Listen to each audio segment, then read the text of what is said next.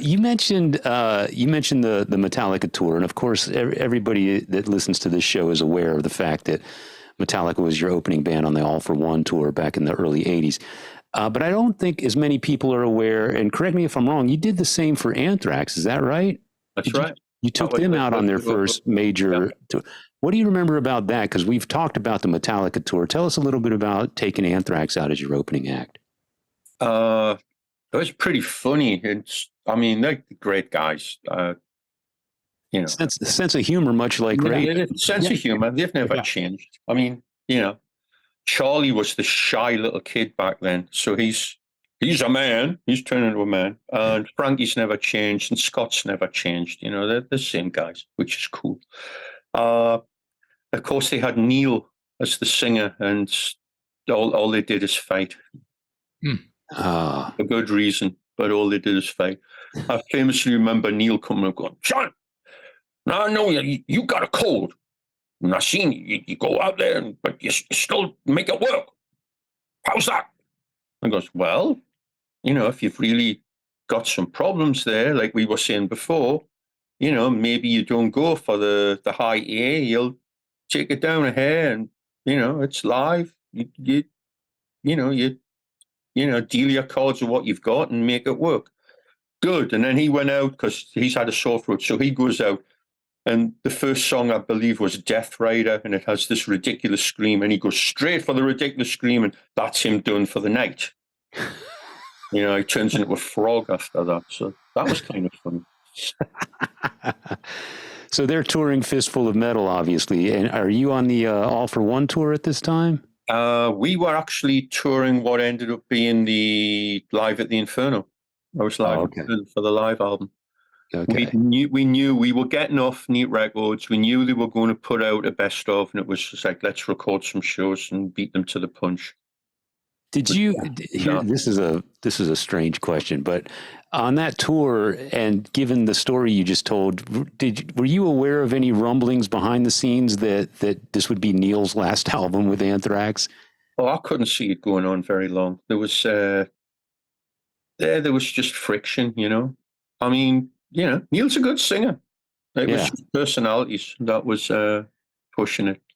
And obviously, the other guys were definitely very driven, and they were very happy to be on the tour with us. And because they'd been pushing hard, trying to get Johnny Z to get interest and for quite a while. And this was like a big deal for them going out as, first tour. That blew anyone's head off, definitely.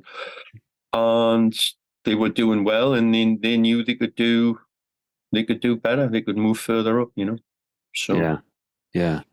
It all worked. Actually, Mark picked up Joey Belladonna to go to the first rehearsal we've had. Really? When we Really? upstate New York, yeah. At the time, weren't you and Mark living? Yeah, we were living in upstate New York. Yeah, you and Rob too. And they were. I guess they were recording, and they were looking for a singer, and they were up in Ithaca. And Mark went to the airport and picked up Joey as a favor for them and brought him over. Oh. Wow, that's cool. Never knew that. There's your trivia for you folks today. Wow. Speaking of Mark, you guys had to go on hiatus in the early 2000s because his legs were crushed in some sort of freak accident, a wall collapse. Freak gardening accident, yeah. Exactly. A wall collapsed on him or something? What exactly happened?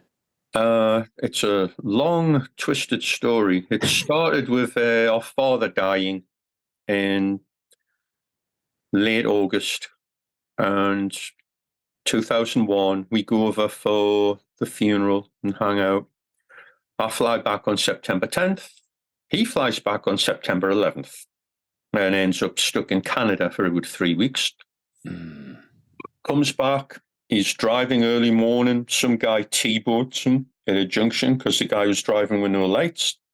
Mark smashes his head off the glass, gets this huge lump on his head. He has to go.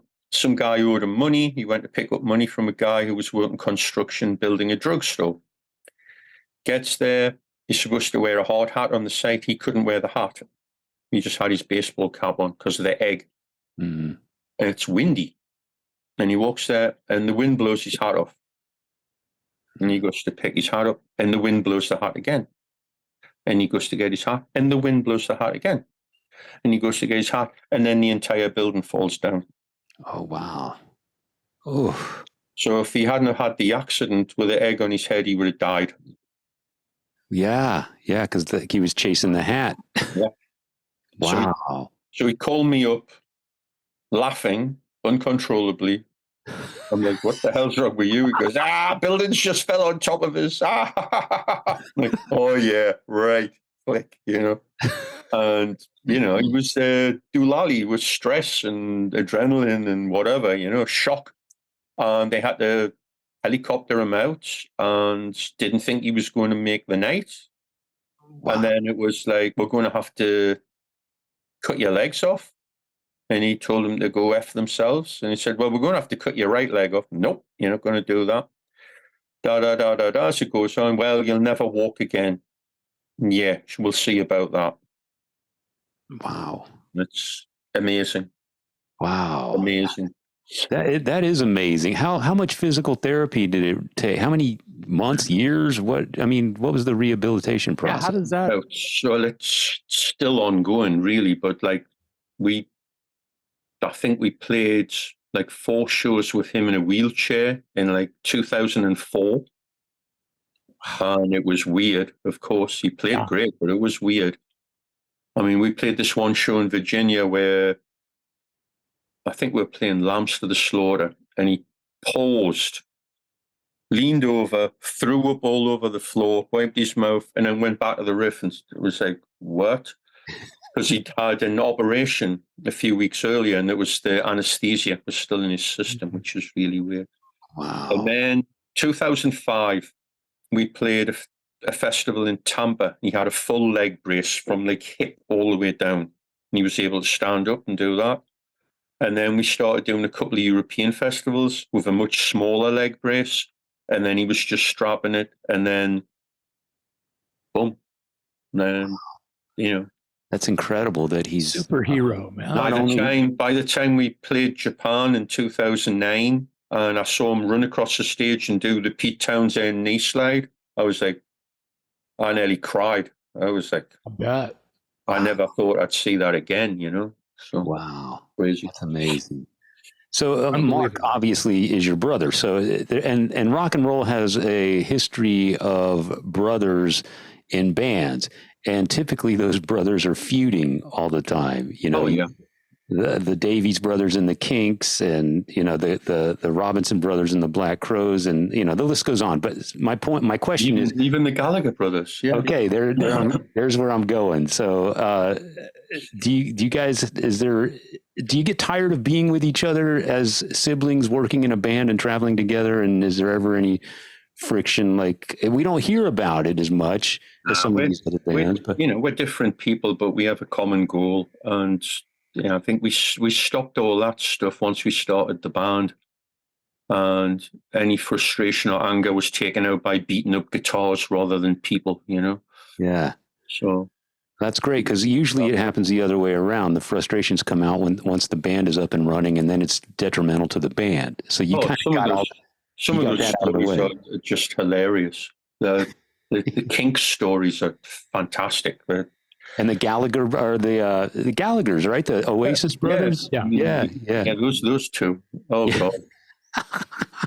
I like reading the interviews just for the barbs they throw at each other. Yeah, I mean, those guys are very entertaining. They're more entertaining doing that than the music is. That's exactly. Yeah, exactly.